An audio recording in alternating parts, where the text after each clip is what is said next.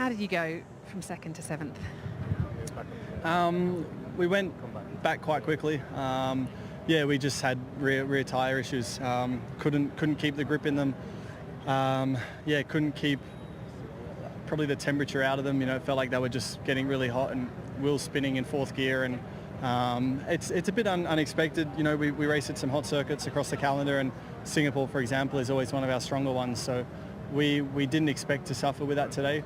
But yeah, that was our biggest limitation. So we need to understand why. I think then, you know, the two-stop wasn't the plan, but we were forced to do it. So, you know, it was nothing with strategy. We couldn't have done anything better with what we had.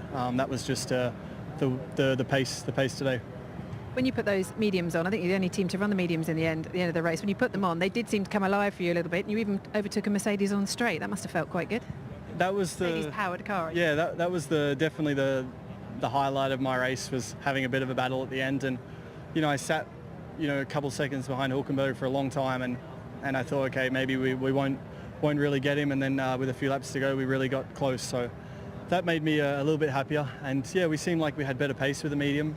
But I mean, the race compounds, the super soft and the soft, we were unfortunately nowhere. So that's what we got to improve on, and just to understand it. You know, I don't think the disappointment is seventh. I think it's more being forced to do two stops today. Yeah, I was going to ask you, I mean, you obviously weren't expecting that in the race, the team weren't expecting that in the race, so there's quite a bit of work to be done to work out what it is you need to do to keep these tyres in the window.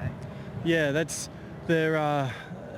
interesting, you know, some races work and, you know, you're able to push the tyre all the way, and it seems easy, and everyone says, wow, you're so good at managing tyres, but then days like today, you're helpless. And, you know, I spoke briefly with Max, but I believe, you know, he suffered with the same thing. So I think already lap 3 we were on the radio saying we can't do anything out here. So I think it's just important that we understand why. You know, fortunately we're a big team, we got a lot of people and tools, so I'm sure we'll get on top of it. And I think if we understand it, then yeah, it's obviously a big step in the right direction.